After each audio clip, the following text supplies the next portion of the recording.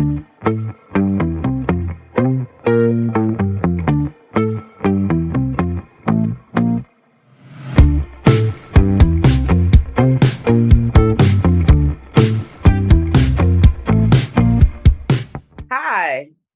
welcome back to Inclusivity Podcast. We are doing today's episode 13, where we invite you to listen with your cup of tea. I am Leah and will be co hosting today with Dana. Our other co host, Lori, is not with us today. And our topic is about natural hair journey. But before we get started, we would like to recognize our podcast partners, Black Iowa News and Alliance for Sustainability. We invite you to follow our partners on Facebook. And if you enjoy listening to Inclusivity, please listen, like, and share, and join our Facebook group, Inclusivity Collaborative, where we share more tips and stories on sustainable living. Hey, Dana, how you doing today? I'm doing well. How are you, Leah? I am doing good. I am naturally unbothered. There you go. So, I love it.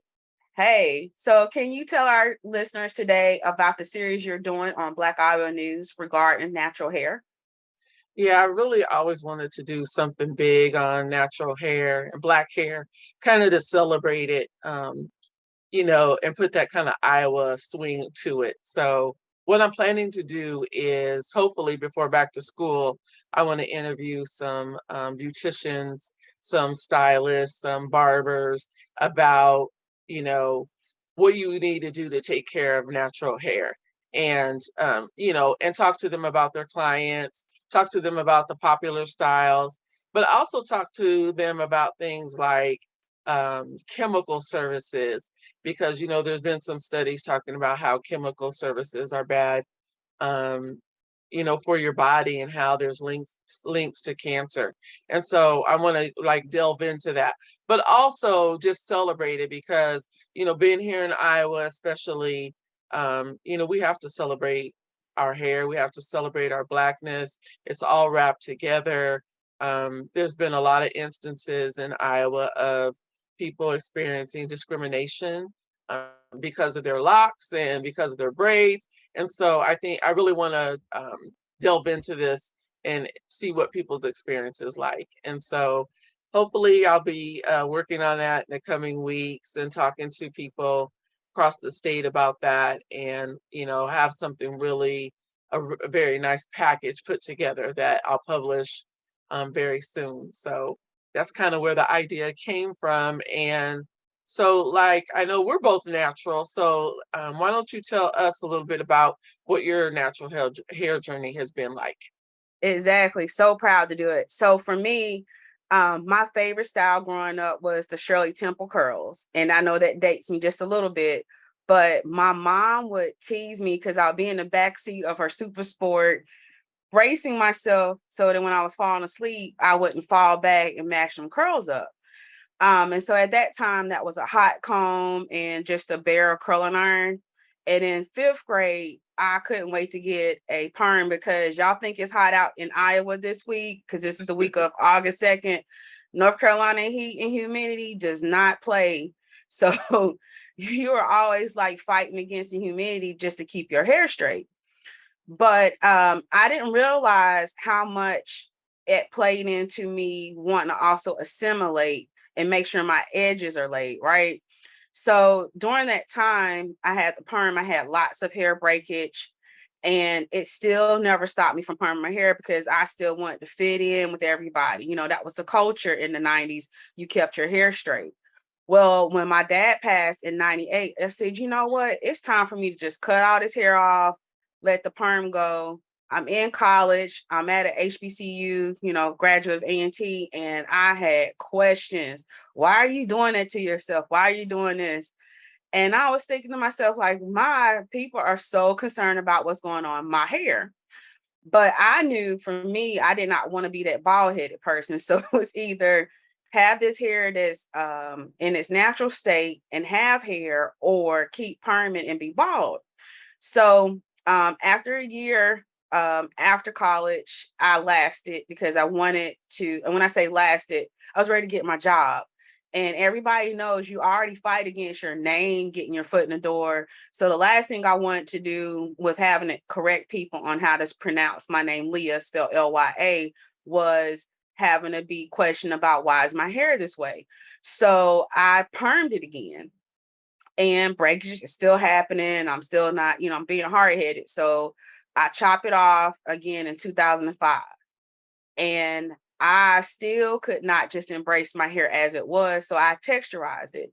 And if people don't know what a texturizer is, that's basically like still putting a perm. That was breaking my hair off.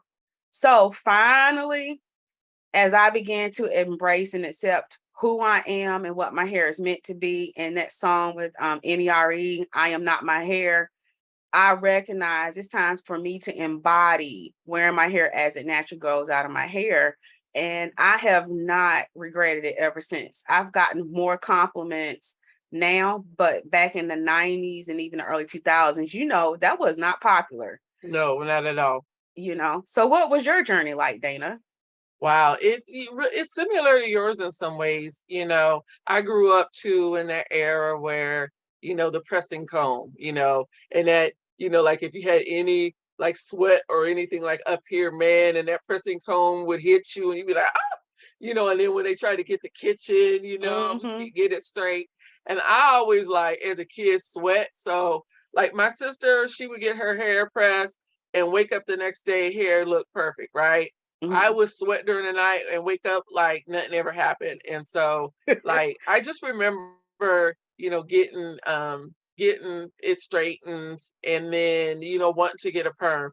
And I think like one of the first perms I got, the person didn't know what they were doing and they left it on too long. And so ever since Oh. then, that would have been like, man, when I was maybe, I'm gonna say 10 or 11, they left it on too long and it weakens my hair on both sides. Oh. And so that's a fallout from those chemicals, that the hair has always been thin there because of that.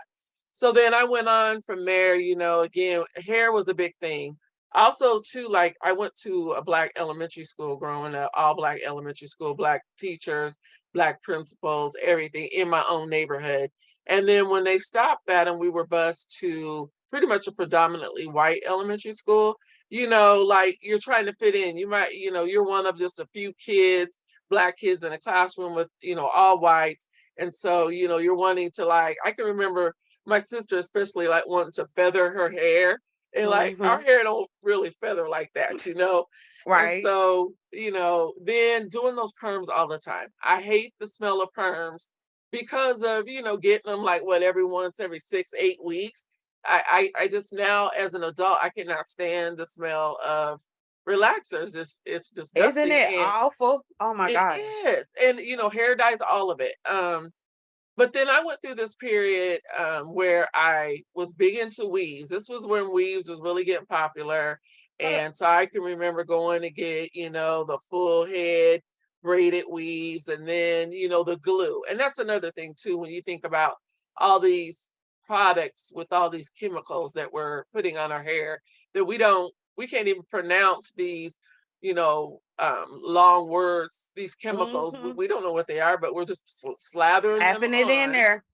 And so I had a weave for a long time, and I can remember there was a period of time that I my dad was alive then, and I remember he was just like, he's like, "Why are you doing that to your hair? Like, there's nothing wrong with your natural hair. Why don't you just wear your own hair?"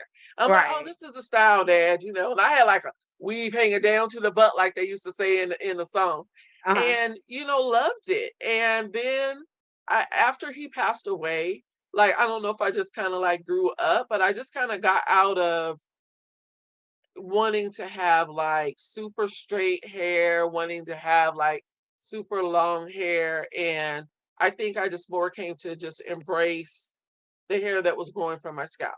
And the one thing Okay. that I really noticed too as I transitioned from somebody who loved weaves to dealing with my own hair was that my hair, like as it grows from the scalp, that is super strong that way.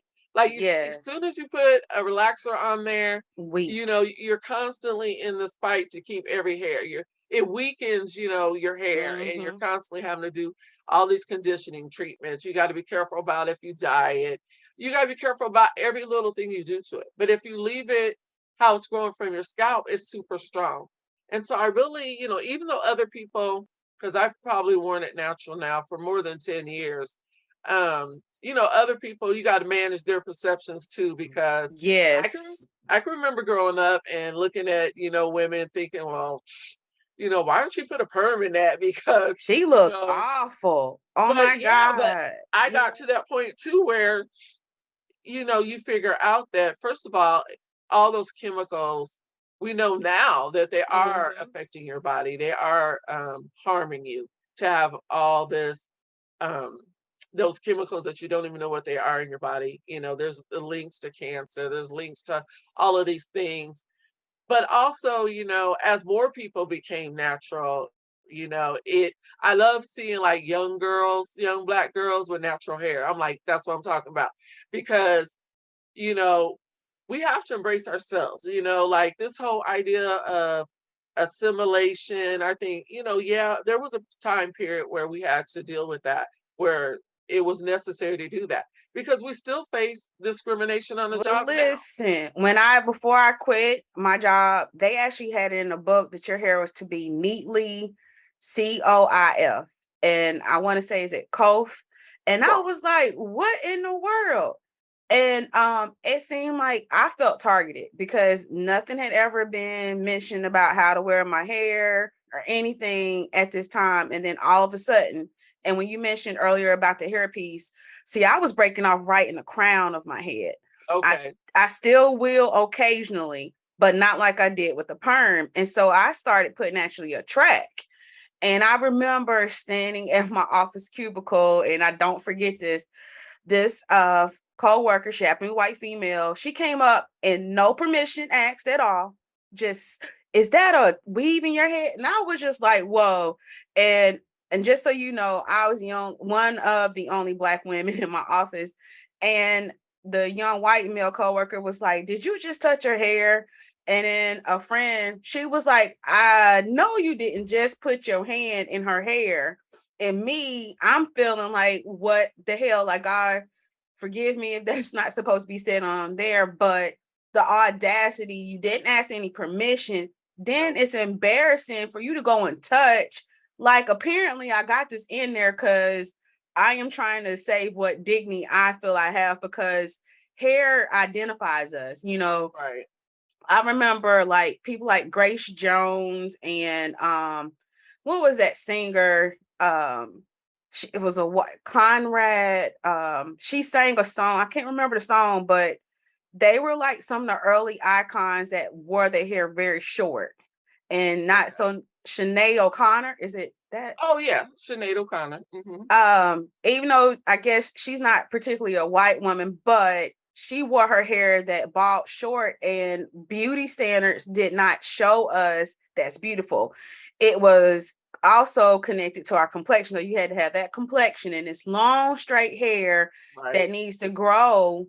And I remember, like you said, judging. So anytime I saw someone hair like it should be straight, but it was still in that kinky stage, what means like nappy for us in the Black culture, of how that was not embraced. I remember watching a show one time, Lauren Hill was on there, and I'm with my family, and one of my relatives was like, "Oh my God, look at her hair," and I wanted to like chastise because he had naturally curly hair, Mm. and I thought, like, we judge so much people for just being who we were made to be, and that is unfair. And so I've loved it. I love that when I got married, that was one of the qualities my husband loved about me. Like, I didn't have to fit this beauty standard. I can be short, my hair can be long, and he don't like straight hair, surprisingly. But how much of empowerment is that? Absolutely. And, I can remember too, and, especially working in downtown Des Moines, being one of the only Black employees or just of a handful. And I've been in that same situation where, I had braids and, they just come right up, white people, and they just start, touching your braids. And, how much, asking all these questions. And it's like, well, I'm not Oprah. I'm not going to explain to you everything. Like, if you really want to know about black hair, like, go learn about it. Like, I'm Read the not a chia book. pet. I used to Hmm. say, I'm not a chia pet. Like, just don't come I up, love touch it.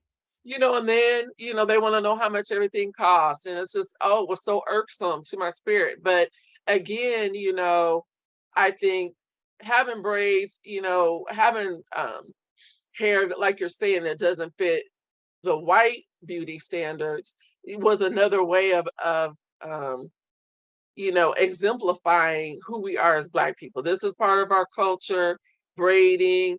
We embraced it. We can wear it, and we don't really have to answer all your questions. You want to be educated, go educate yourself. The one thing that I wanted to share with you was that while you were talking about the workplace issues, is that the Crown Act, it it did a study, and they were talking about how a Black woman is 80% more likely to change her natural hair to meet social norms or expectations at work. They're 1.5 times more likely to be sent home um, because of their hair in the workplace. So it is a big deal. And I love that now, here we are in 2022, and natural hair has exploded. And, even though people are still subject to, Black people are still Hmm. subject to that level of scrutiny and and discrimination, racism. But I love that we're seeing more Black people, women, Yes. men, children, that are embracing their natural hair, embracing who they are, and, letting people know, like, no, you're not going to just come up and touch my hair, and no, I'm not going to change for you. I think as Black people, we've always had to, in some ways, reject mainstream cultures. Idea of Example of beauty. what beauty Hmm. is, because if we went by that, we would never fit in. We would never be considered Girl, beautiful. And here, insecure, all of that. right, It would here we just are, play in the psyche. Yes. right, amongst the most beautiful people in the world. Look at, we won't talk about, no, we will talk about the Kardashians, but look at people who try to take all of our, elements, full lips, and, all of this, and full hips, if you want to be honest. And, Yeah. they want to be known for these things that, we're known That for. Black women get shamed for Right. over and over again.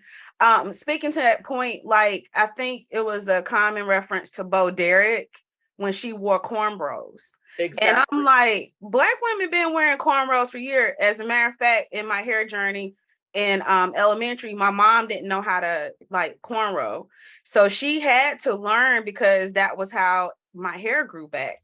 We had to stop with the processes and just wash, and she braided. And I remember feeling so self-conscious because I wanted my hair, and I'm gonna just say Becky. Karen then got played out a little more, but I wanted my hair to look like Becky so much because it was long, it was straight, and you got a different kind of treatment. I mean, even I noticed like over the years, if I straightened my hair and when my hair did hit my shoulders, it was a different kind of treatment towards me based upon how my hair looked at all times, and it used to feel no matter what, because that beauty's gonna fade. This hair can't go with you. And like you were mentioning earlier about You the cannot. chemicals, right? Like those chemicals they find in it are causing cancer and stuff in women. My mentor, it was that year of 2005. I had an engineering mentor, and she had just been locked up. She got her hair locked. And that's when I was learning about, man, I say, and that makes sense. I wonder sometimes if that's a connection to how some Black women might have dementia, because nobody knows that particular layer of skin, if that's sinking into our brains, if they're finding Right. it in our autopsies, like what is that doing? And then if the stuff burns, you gotta know, like you And said, with the smells. right, like the rotten eggs. If people need point of reference, look at Malcolm X story when he's getting the lye put to his hair and he's on fire. Like we're going through this torture of getting scabs. Like, so if you're gonna get the heat from the hot comb or you're gonna get the heat from these chemicals, all for what? And when we talk about the Crown Act, it just comes to mind like I remember it being said that Black women used to wear their hair out, but during those times, white women felt like that was taking too much attraction to them. So we were forced to wear head wraps, right? Right. Well, we made that pretty, right? So once we did the head wraps, right? We then um that was too much attention. It's like no matter what we did, I mean, I feel like we're just dynamic, and I think that's what we need to make sure our young girls know about. And as far as society too, like the thing, I am not my hair. I guess the one thing that I wanted to say too is that, at the same time, while we talk about like these chemicals and we talk about weaves and things like that, I also do love though that, Black people have been innovative in you know starting new hair trends and things like that. You've got Madam CJ Walker. You have, these Black women today that have started these hair based, lines that are, going to be millionaires and billionaires. So I love now that in some ways Black people at least are benefiting financially um, from making, products for Black hair, and that's a great thing. You see all of the explosion of like Black hair lines that are like in Target and places like that. So I do appreciate that, and that there's more thought been put into the kind of chemicals and things that go on our hair, so that our hair can be, styled how we want, but also be healthy. Because the main thing Right. is it being healthy. So, Because but it it's Yeah, go I ahead. appreciate you saying that. For instance, like Target, I think in our episode 12, when Ty was talking about, finding a barber, how can I go out and find that? And then I think I was saying, like, when you go on to look for products, like when I first got here, I couldn't find nothing. Like everything I needed to have for my hair, I had to order it online. Eventually, like Target's aisle was like this little narrow line because Right, that a was the few only place I products. had, right? And I'm not going to use, but there is a beauty store that was here in town, which I think is another subject for another time. Are people who market to us, but maybe don't want us, they want our money, but don't really want us in their establishment. So I went out of my way to not purchase there. I would go everywhere but there. And we did at one point have a Black owned beauty supply store that was on the south side. I hate that they had to close down, but it was so nice to go in there, see someone who looked like me, someone who could actually assist me here in Iowa, and me not having to go every time into a area I know is predominantly Black and like, let me go check the hair care area, you know. And now to see the hair care line open. And then I don't know about your experience, but have you ever had it like where there's a parent, they may have an adoptive child or they have a biracial child, and now you're being asked, okay, what product should I use? And I'm like on the spot, and we don't know what works for different, we know it works for our hair because it's our hair, right?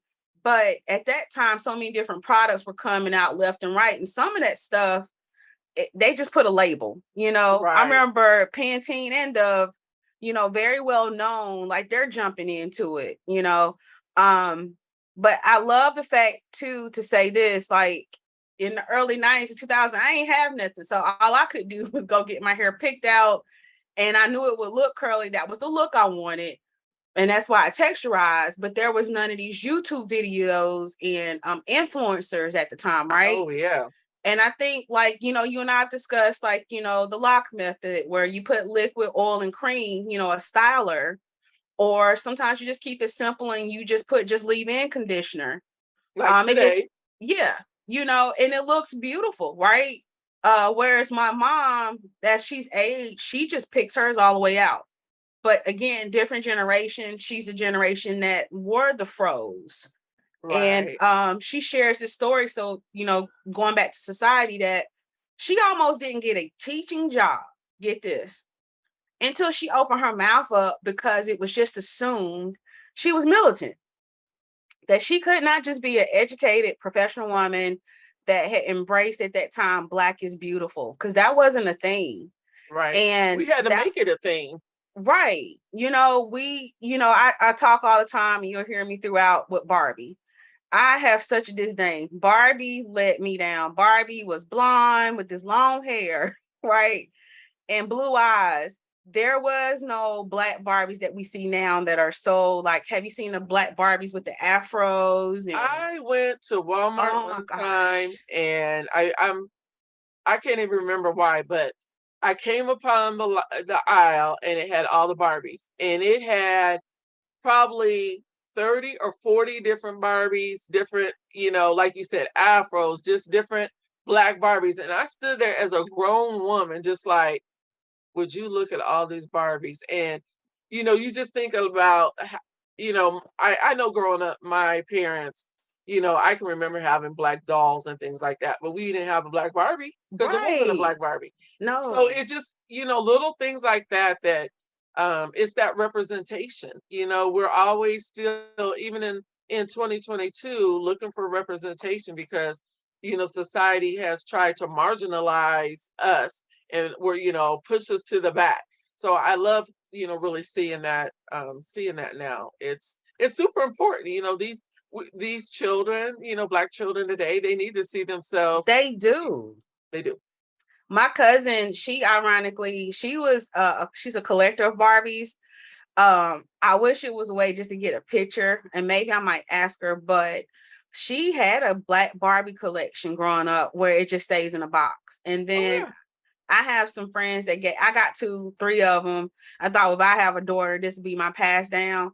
But whenever I get me a curio cabinet, I want to just display them because, like you said, that it's just pivotal. And there's an Instagram account that showcases these black Barbies. Uh-huh. They have a whole thing. They even got like the black Ken doll. I don't even know what you call him. But seeing that, I was like, it's Malik. triggering Let's call him Malik. Malik. All right. Like you said, getting black dolls. Like my mom, I will say, instilled that. So like I still to this day have black handmade Cabbage Patch dolls, a boy and a Oh girl, wow. and black Andy and Ann. Do you remember the Hmm. Raggedy Ann? She got those. And at the time as a kid, you scratch your head and think, well, why is my parent doing this? This woman was going out of her way in so many different ways of self-identifying for me how to embrace my authentic blackness, right? Right. And you can't discount that. And I believe it starts wholeheartedly here. My child may not, he's a boy, but I remember having conversations with him like, hey, our skin is beautiful. People pay. So, like, for reference, we said Kardashian. I think there's people out here paying to look and appear like you, but at the same time condemning you for being you. You have to sit back and really recognize that because it was so scary, Dana, to walk to school with him this one morning. And he said to me, he wished his skin was light like mine. Now, I don't find my child to be so much darker than me, right? And I'm like, we're in 22. 2021 Okay. at the time. Okay. Why? And yeah, and this is year 2022. How are we still at this point so far back from the start of Black is Beauty with the hair and the afros that here we are in this future and this is still playing around? And what it comes down is the commercials. What is my child seeing on a regular basis? So I know for me with society and how I impact him is going back home, being around my brother who has three boys and being around my family. So he has that, and being in events that he can see and be around other people. So he understands there's nothing wrong with him. Not at all. Nothing. um, what message do you think you would think we want to tell young Black women? What do we want our young Black girls to walk away with?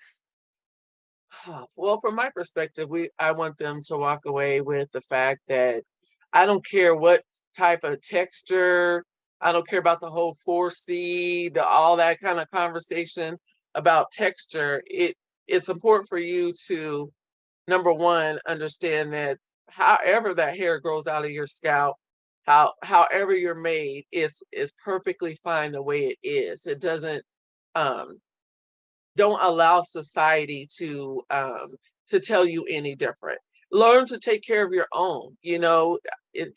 learn to take care of your own hair the way it comes out of your head. That's perfectly fine and acceptable. And you know, our hair is beautiful. Our hair is enduring, it's resilient, just like we are as a people. And so, you know, celebrate your hair, celebrate it the way it is. And, you know, really, you know, the earlier that you can stop comparing what you have to someone else and learn how to just appreciate your own, the better off you'll be.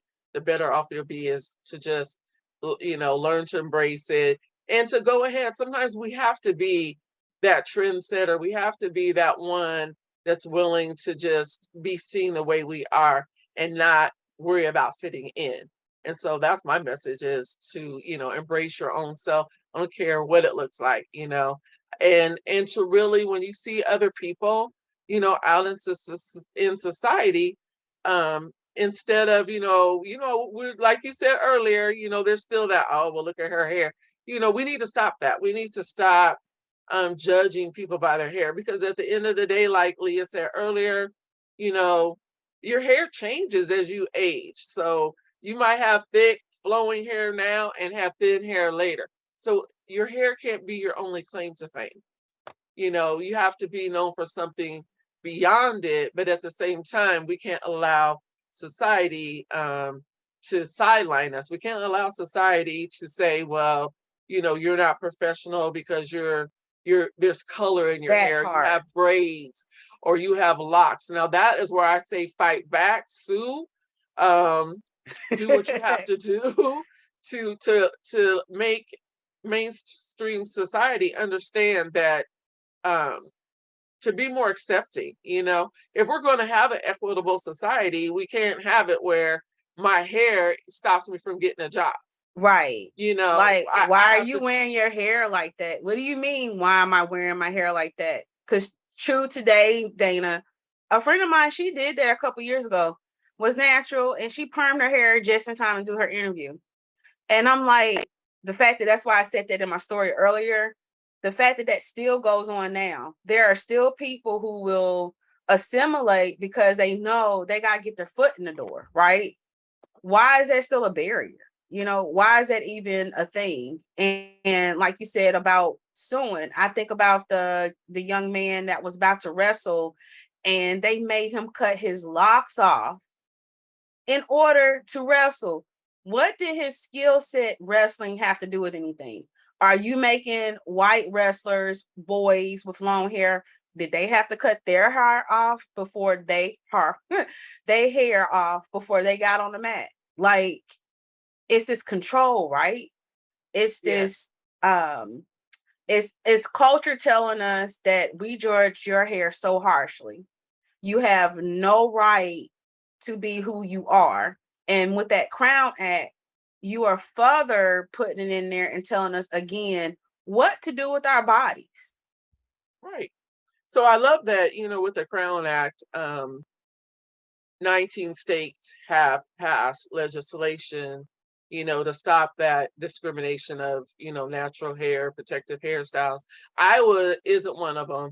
The last couple of years, some What? legislators have tried to introduce that, and it just hasn't went anywhere. And I mean, when you look at how Iowa is right now in terms of, you know, Republican led, Republican Mm-hmm. controlled, you know, both chambers, the governorship, um, you just wonder, you know, how what it's going to take in order to pass that here.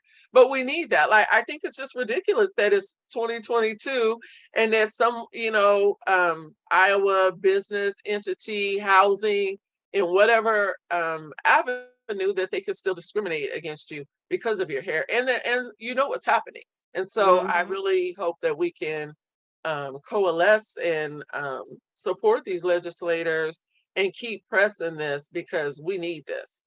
People need, you know, to stop discriminating against Black people because of their hair. And while we work on embracing ourselves and, you know, celebrating the hair that we have, it's just crazy that it's happening. Very crazy, very unfortunate. And and overall, like, we just need to stop internalizing our beauty and just find our own way to embrace our own beauty. And like you said earlier, like quit comparing ourselves. I'll never forget for me, when I first went natural and I would get well, I can't do that because my hair is not like yours. Well, you won't know what your hair is like until you cut it off and cut off the perm or cut off the parts that are straight and find out for yourself. When you are at a point, it's freeing. Like it's nothing like, oh, it's raining outside. Okay, fine. It's humid outside. Okay, fine. Whereas back in the day, with the perm or getting it just pressed, oh no, ma'am, you was not gonna catch me in the pool. You were not gonna do that. And don't let nobody think they about to play and throw some water on you. Like that, Right. oh no, it's not gonna happen. But now I can embrace that. It's so beautiful to be able to, oh, it's raining and I can walk out there and I'm not, it doesn't bother me. Um, and don't get it twisted, depending on what processes you try, it still takes time to style your hair, depending on, what styles you're doing. However, it's been so freeing to do that. Like today, to get ready, I'm not worried about that. Like that's the last part that I'm worried about on camera or as I walk about my day, because I don't have to be so fixated on, did I sleep on it right? Did I cover it up? Can you remember those times like growing up where you got your hair done, pressed or whatever, and then you had to sleep and you had kind of sleep propped up like this so Oh you didn't mess it man. up? Yes. Or you got it, flat iron and it's looking beautiful. And like you said, that Iowa humidity or that North Carolina humidity hit it. And then you look in the mirror and it is a fro. And you're like, I've learned to, embrace that. And like you, I love that my husband is, like he's constantly like playing in my hair, twisting it. He'll say, "Ooh, it looks really curly today." Like he likes it how it is. And I think we don't always, recognize that, you know, again, it's just that affirmation that your hair is Right. beautiful, how it grows out of your scalp. So, I like the texture of my hair, I like the fullness of it. I like it when it gets super curly, but I like it when it's like it is right now with like minimal products in it. Right. So and then just, the one other thing I wanted to also hammer home is that, and I wish I had it with me, but there's a site that kind of assessed all the chemicals in black hair care products and Mhm. hair care products, period. And black hair care products tend to have the most dangerous, the Harsh. worst, yeah, the most Mhm. harsh chemicals in it. So not only it's not just the perms though, it's some of these other products that we put on our hair. So I want people to, really think about when you're using that glue, you see these videos like you're saying, Right. be reels, The Facebook gorilla reels, glue, it don't move. and then all this That, stuff oh that my they're God. spraying, right? They're Yes. spraying on the stuff and then gluing these wigs down. And yeah, at Yes. the end it looks beautiful, but why is that playing into why a lot of people now have this hair breakage around the front because you're spraying Right. all these levels of glue and things like that to be beautiful when who knows what you could do with your Or natural hair. braiding it too tight. Like, the singer Brandy used to get such ridicule because that's what she did on her show Moesha, where it slowly, pushed the hairline back. Like anything done too long the wrong way or improperly is not healthy for your hair. The best thing you can do to your hair is the lowest manipulation possible. Maintaining, I love Dick Gregory when he say just get out and walk and drink water. Like the best way to take care of your hair honestly does start within. you know Right. the more you can focus on that, the better your hair growth. And then sometimes you are fighting against natural heredity. What I love about my mom growing up is she thinned along the sides, and so she was always making sure my hair bows, ponytails weren't so tight. And Right. if she saw kids, I don't know back then, how like the ponytail be so tight, feel like they done got a facelift. And she would go and she would loosen up little girls' hair bows and stuff. She's like, "You're gonna thank me later because I'm trying to help your edges." And we still trying to protect edges out here today, right? So Still. I appreciate that. And she would do that often. And I mean, as you learn and you share, right? So I think that is so powerful. And like you said, addressing the chemicals that companies are putting. I think, and that was the other thing that pushed me forward to being natural. And I experimented with making my own stuff. Like I still make my own little spritz for my hair. And I'm constantly always trying to find that product because every product tells you this is going to do this to your hair. Doesn't necessarily do it. It might do it for some textures, and then it's changed. You know, with age, I have another regimen to do when it comes to my Amen hair, to that. and I've never been able to color and heat. We do not get along. There's so many times people like, oh, just sit in the hair dryer. Nope. Me and heat are no go. My hair says no to that. So some stuff is just not going to do that because some things it wants to do like that cast because it sets it. But I've embraced it. I've enjoyed it. I enjoy when I'm around other women. I wore my shirt today. Don't know if I could just show that. And it's Yeah, let's see it. it says naturally. I guess I just stand Yep, naturally unbothered. that's right. And so that's why I started off today with, that's what I have enjoyed about it, just walking through this life and knowing that, my hair grows to the sun. And Tia Mowry, she's another celebrity, which those of us would say, oh, she got natural curly, but she brushes it out. She's got an afro. Like she is doing protective styles, but she is also embracing that. And that's what I feel like we need to keep passing down over and over Absolutely. again.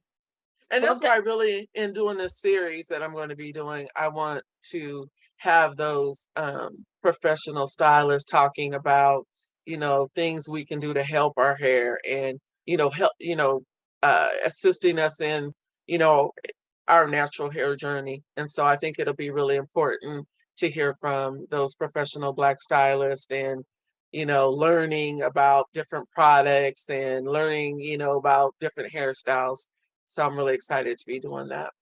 I'm excited to hear more about it as well. So if there's anything further, we can close out. You have anything else, Dana? Nope, that's it. All right. Well, thank you to our amazing listeners for tuning in with us today. And we have one question that Dana and I would like for you to sit on, think about. Do you ever think about who you are without your hair? Really sit and focus on that. And join us next week when we'll be talking to Courageous Fire on episode 14. And we would like for you to please share, like, and review our podcast on YouTube, Spotify, Apple Podcasts, and any other podcast platforms you use. We appreciate our partners, Black Iowa News and Alliance for Sustainability. And for more information, you can find us on Facebook, Instagram, at Inclusive_T, and Twitter and TikTok. Thank you.